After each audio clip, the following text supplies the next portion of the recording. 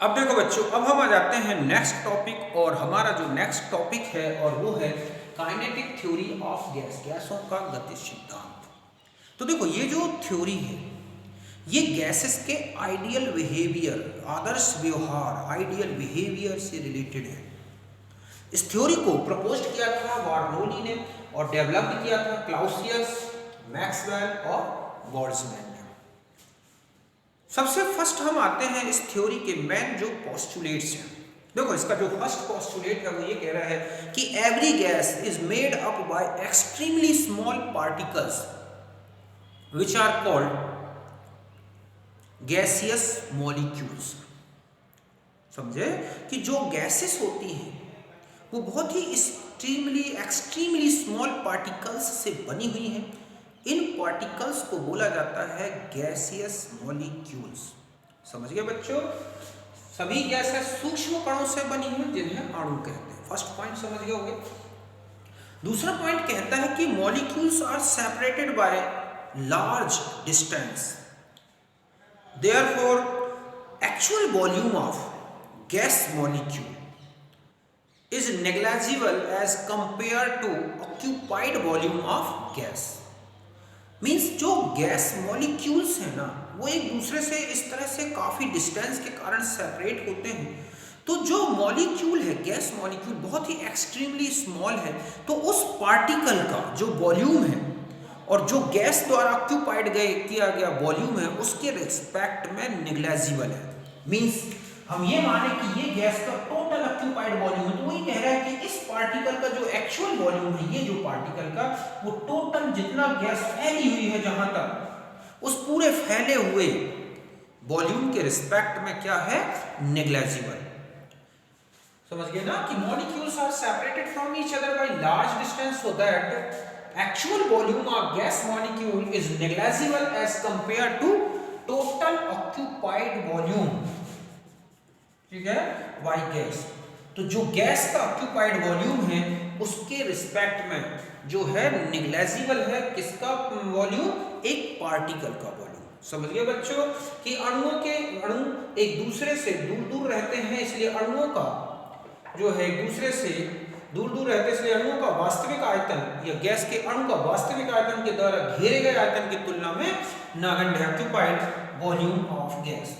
ऐसे लिखेंगे हम यहाँ ऑक्यूपाइड वॉल्यूम ऑफ गैस। तो समझ गए होगा सेकेंड पॉइंट।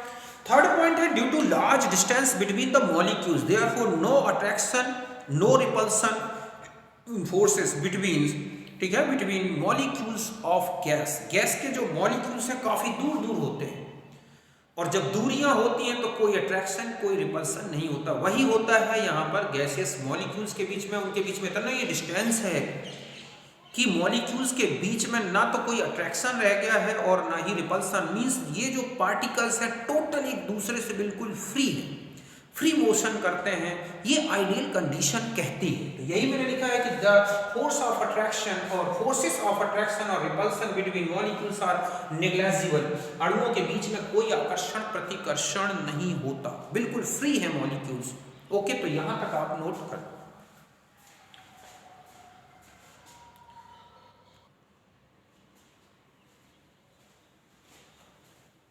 अब देखो बच्चों, नेक्स्ट जो पोस्टुलेट है वो है कि collision among the particles of gases या molecules of gases is perfectly elastic in nature. Means there is no loss of energy और loss of movement during the collision. मतलब ये है कि जो गैसेस मॉलिक्यूल्स हैं उनके बीच में जो कोलिजन होता है वो कंप्लीट इलास्टिक नेचर का है। इलास्टिक नेचर का मतलब हुआ कि उनके बीच में किसी भी प्रकार का कोई एनर्जी एक्सचेंज नहीं होता और ना ही गैस मॉलिक्यूल के मूवमेंट में कोई चेंज आता है। समझ गए बच्चों कि गैस अणुओं के बीच का जो टक्कर है वो पूर्ण प्रत्यास्थ है, अर्थात किसी भी प्रकार की कोई एनर्जी एक्सचेंज नहीं होती, किसी प्रकार का मूवमेंट या ऊर्जा का एक्सचेंज विनिमय नहीं होता और ना ही वेग में कोई परिवर्तन आता है। यही लिखा है कि collision among the gas molecule is perfectly elastic. It means there is no loss of kinetic energy and movement during the such collision. अणुओं के बीच में टक्कर पूर्ण प्रत्यास्थ होती है, जिससे टक्कर के दौरान अणुओं की ऊर्जा गतिशीलता में परिवर्तन नहीं होता। जैसे किसी बॉल को आप दीवार में मारें, बॉल में, ठीक है, तो बॉल आप देखोगे दीवार से टकरा कर वापस आ जाती है उसी स्पीड से। तो ऐसी टक्कर को हम क्या बोलते हैं, इस तरह का कॉलिजन जो हो रहा है वो क्या है, इलास्टिक कॉलिजन। तो आप समझ गए होंगे। नेक्स्ट है कि pressure exerted by gas is due to collision of gas molecules on the wall of container. मतलब गैस मॉलिक्यूल अगर किसी कंटेनर के अंदर भरी हुई है तो उसके द्वारा जो प्रेशर एक्सर्टेड किया जाता है वो किसके कारण होता है, it is due to collision of molecules on the surface, या हम कहें कि wall of the container. Container के अंदर जो मॉलिक्यूल्स हैं, मान लो यहाँ पर टकरा रहे हैं, इस तरह से कॉलिजन कर रहे हैं, तो यहाँ जो फोर्स लग रहा है पर यूनिट एरिया में, वही गैस का क्या है, फोर्स है। और गैस सभी डायरेक्शन में सेम फोर्स डालती है इस तरह से। तो यही लिखा हुआ है कि pressure exerted by the gas is due to collision of gas molecules with the wall of container. समझ गए बच्चों, गैस अणुओं का पात्र की दीवार से टक्कर के कारण दाब उत्पन्न होता है। जैसे बैलून को हम फुला देते हैं तो गैस जो भरी हुई है वो बैलून की जो वॉल है उस पर टकराते हैं और इस तरह से वो उसको फैला देते हैं, तो वो प्रेशर है। नेक्स्ट है कि kinetic energy of gas molecules is directly proportional to the absolute temperature of gas. Gas का एब्सोल्यूट टेम्परेचर जितना ज्यादा होगा गैस की काइनेटिक एनर्जी उतनी ज्यादा होगी। यू अंडरस्टैंड बच्चों कि गैस अणुओं की जो ऊर्जा है, गतिज ऊर्जा है, काइनेटिक एनर्जी है, वो टेम्परेचर जो कि केल्विन में लिया गया हो उसके डायरेक्टली प्रोपोर्शनल है। ये हम प्रूव भी करेंगे। And force of gravity has no effect on the speed of particles और मॉलिक्यूल्स ऑफ गैस। जो ग्रेविटी का इफेक्ट है वो गैस मॉलिक्यूल की स्पीड पर नहीं पड़ता, वो इतने एक्सट्रीमली स्मॉल हैं कि उन पर ग्रेविटी का कोई इफेक्ट नहीं है। गुरुत्वाकर्षण का अणुओं के वेग पर कोई प्रभाव नहीं है। तो यहां तक आप समझ गए होंगे, पहले आप इसे नोट करो।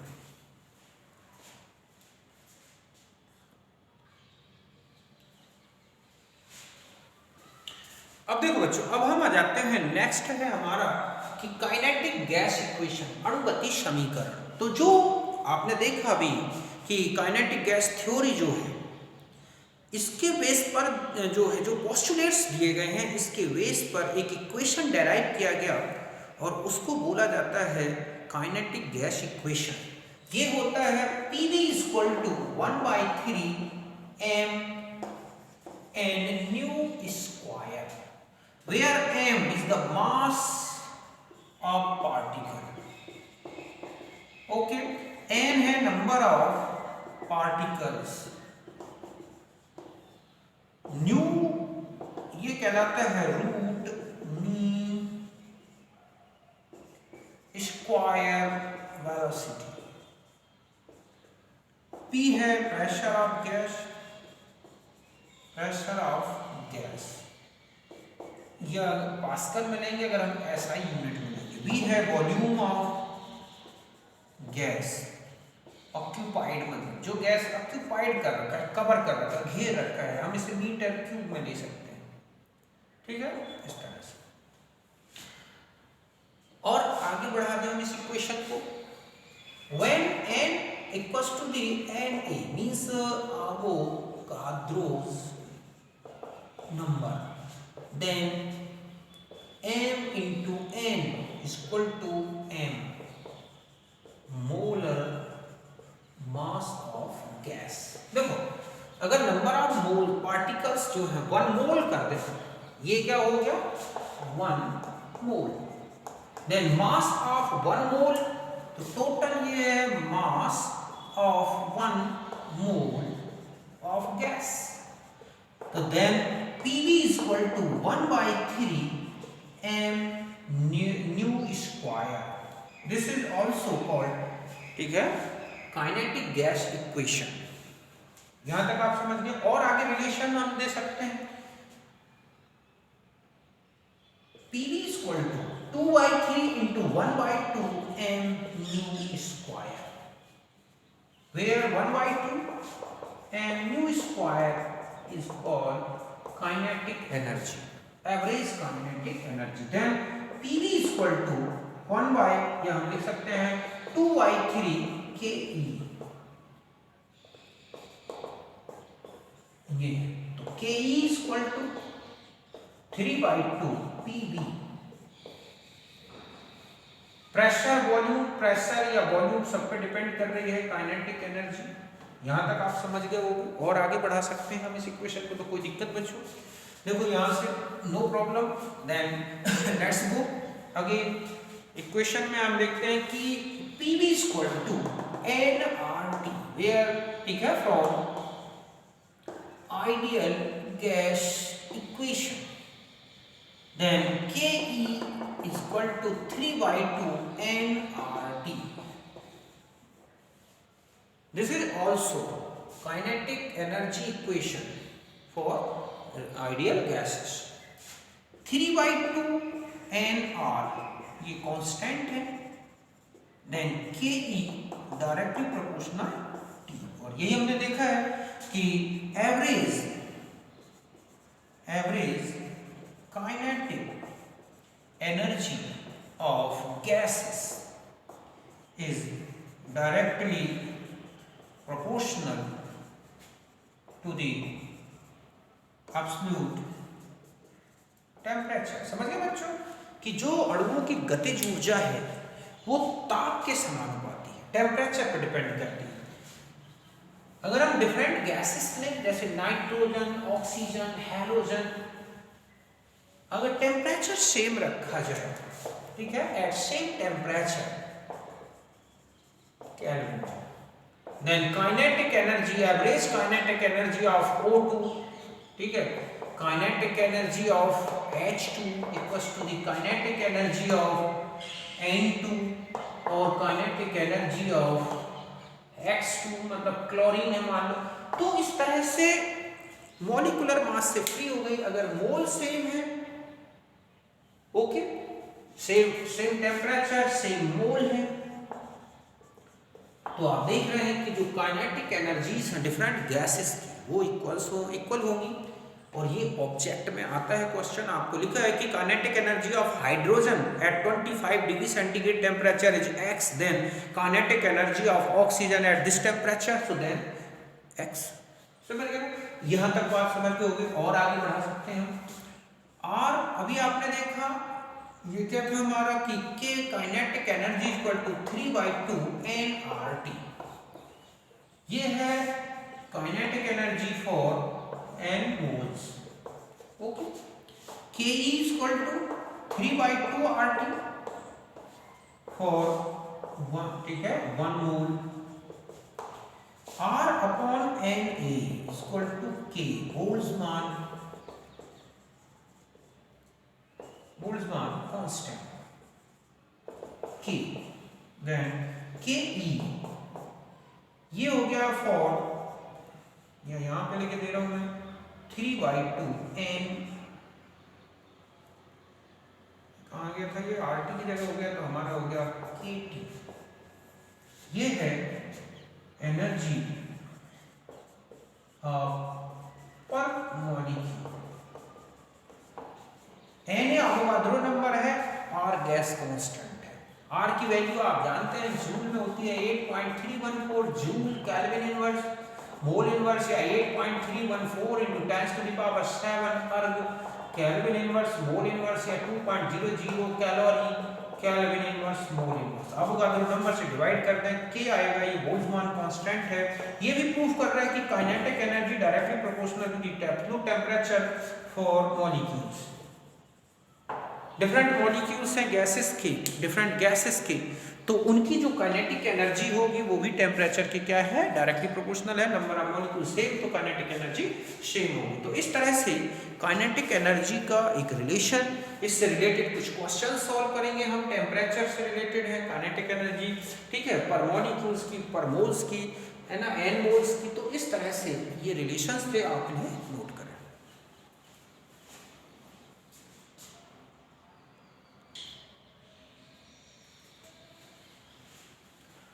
अब देखो बच्चों कुछ क्वेश्चंस बताता हूँ न्यूमेरिकल जो कि काइनेटिक एनर्जी से रिलेटेड है। फर्स्ट क्वेश्चन है कि calculate the total average and kinetic energy of 32 gram of CH4 at 27 degree centigrade. समझ गए बच्चों कि 32 ग्राम CH4 दी गई है, तो 27 डिग्री सेंटीग्रेड टेम्परेचर पर एवरेज काइनेटिक एनर्जी क्या होगी। तो देखो इसके लिए जो रिलेशन लगेगा वो kinetic energy equal to 3/2 nRT। हमें इस रिलेशन का यूज करना है। n moles of CH4 means 32/16 CH4 है तो कितने हो गए 2 मोल्स। n हो गया। r आप जिस यूनिट में r लोगे उसी यूनिट में काइनेटिक एनर्जी की आंसर आएगा तो हम जूल में ले लेते हैं। t है कितना है 27 मीन्स 300 केल्विन। ओके इसको सॉल्व करते हैं तो काइनेटिक एनर्जी इक्वल टू हो जाएगा 3/2 इंटू 2 इंटू 8.314 इंटू कितना हो गया टेम्परेचर 300। तो ये जो है आप यूनिट देखेंगे कि किस यूनिट क्या आएगी। देखो यहाँ पर 3/2 into 2 moles into 8.314 joule kelvin inverse mole inverse into 300 kelvin. यहां पर आप देखें मोल से मोल्स हटा दें, केल्विन से केल्विन हट गया। तो अब जो हमारा एग्जांपल जो आंसर आएगा वो होगा 3/2 इंटू 2 8.314 इंटू 300 और ये होगा जूल में। आप सॉल्व करें से कितना आता है ये, तो ये आएगा 7482.6 जूल। ये है इसका सॉल्यूशन। तो यहां तक आप समझ गए होंगे। अब नेक्स्ट करते हैं क्वेश्चन। नेक्स्ट है कि average kinetic energy of molecules, ठीक है, molecule at 0 degree centigrade is 5.621 into 10⁻21 joule. Calculate Boltzmann constant and mole, ठीक है, मॉलिक्यूल इन 1 मोल। तो देखो यहाँ मॉलिक्यूल 1 मॉलिक्यूल की एनर्जी दे रखी है। हम एक रिलेशन जानते हैं कि kinetic energy equal to 3/2 kT। तो K इक्वल टू क्या होगा देखो आप 2KE, ठीक है, अपॉन में 3T। तो 2 into kinetic energy of molecule, चूंकि यहाँ पर हमें K बोल्ट्जमान कांस्टेंट लेना है तो यहाँ पर जो काइनेटिक एनर्जी लेनी है वो पर मॉलिक्यूल की है। तो 2 इंटू 5.621 10⁻⁻21 अपॉन 3 इंटू T। तो T कितना 10 डिग्री सेंटीग्रेड है 0 to 273। तो K की वैल्यू आ जाएगी, ये देखो कितना आता है। K का जो वैल्यू है वो आएगा, बोल्ट्जमान कांस्टेंट को कैलकुलेट करना है आपको। तो ये बोल्ट्जमान कांस्टेंट ये वैल्यू आ रही है 1.373 इंटू 10⁻⁻23 जूल, ठीक है, और पर मॉलिक्यूल इनवर्स केल्विन इनवर्स। ये है बोल्ट्जमान कांस्टेंट की वैल्यू। अब नेक्स्ट उसी में क्वेश्चन जुड़ा हुआ है कि molecules in 1 mole of substance या गैस। तो आपने देखा कि K इक्वल टू है R अपॉन Na। तो Na इक्वल टू क्या होगा R अपॉन K। R को जूल पे ले लें 1 joule kelvin inverse mole inverse upon K हमारे पास है 1.373 इंटू 10⁻, ठीक है, 23 joule molecule inverse kelvin inverse. तो हमारे पास जूल से जूल हट गया, केल्विन इनवर्स से केल्विन इनवर्स हट गया। तो हमारे पास आ गया n इक्वल टू सॉल्व करने से 23 इंटू 10⁻23 मॉलिक्यूल्स पर मोल। ये सॉल्यूशन होगा इसका, जो कि एवोगाड्रो नंबर ही है। तो इस तरह से नेक्स्ट क्वेश्चन में आ जाते हैं। नेक्स्ट क्वेश्चन हमारे पास है कि calculate the kinetic energy of 2 gram of oxygen. बिल्कुल सिंपल सा क्वेश्चन है। रिलेशन कौन सा यूज करेंगे, Ke equal to 3/2 nRT, where n equal to, ठीक है, 2/32 T -23 सेंटीग्रेड है तो 273 -23 तो 250 केल्विन। तो हमारा रिलेशन से सॉल्व होगा तो K equal to 3/2 into 2/32 into R तो 8.314 इंटू 250। आप इसे सॉल्व कर लें, यही इसका आंसर जूल में आ जाएगा। इसमें आ जाएगा जूल में। तो इस तरह से बहुत सारे क्वेश्चंस हैं जो कि काइनेटिक एनर्जी से रिलेटेड है। तो ये था हमारा काइनेटिक गैस थ्योरी और इसका इक्वेशन काइनेटिक एनर्जी कैलकुलेट करना। तो इसमें जो क्वेश्चंस बनते हैं वो मैंने आपको थ्योरेटिकल बताए हैं कि टेम्परेचर बता दिया जाएगा कि सेम टेम्परेचर है तो मॉलिक्यूल्स की एनर्जी क्या होगी, मोल्स की क्या होगी, गैसेस की एनर्जीज क्या होगी। तो ध्यान रखें टेम्परेचर सेम, तो इस तरह से उनकी काइनेटिक एनर्जी सेम होती है। तो यहाँ तक हमारा इक्वेशन के बारे में हो गया kinetic gas theory. Kinetic gas theory gas के आइडियल बिहेवियर से रिलेटेड है। ये थ्योरी रियल गैसेस के लिए फॉलो नहीं होती क्योंकि उनमें मॉलिक्यूल्स के बीच में अट्रैक्शन रिपल्सन होता है। जो गैस मॉलिक्यूल्स होते हैं उनमें से गैस मॉलिक्यूल का एक्चुअल वॉल्यूम को ऑक्यूपाइड वॉल्यूम के रिस्पेक्ट में निग्लेजिबल हर कंडीशन में नहीं किया जा सकता। अगर बहुत ज़्यादा वॉल्यूम ऑक्यूपाइड है तब तो निग्लेजिबल मान सकते हैं, लेकिन अगर वॉल्यूम छोटा है, कम है, तो इसको हम निग्लेजिबल नहीं मान सकते। और यही कारण है कि जो रियल गैसेस हैं not follow the ideal gas equations, ठीक है, आइडियल गैस इक्वेशन या गैस लॉज, इनको फॉलो नहीं करते। लेकिन हमें यहाँ पर काइनेटिक गैस थ्योरी में आइडियल बिहेवियर ही लेना है, समझना है। फिर हम देखेंगे कि रियल गैसेस और आइडियल गैसेस का क्या क्या अलग है जो कि इस थ्योरी को फॉलो नहीं करते। तो हम मिलते हैं नेक्स्ट वीडियो में, उसमें हम लेंगे पहले मॉलिक्यूलर स्पीड्स के बारे में। ओके, तो मिलते हैं नेक्स्ट में। Bye, thank you, see you again.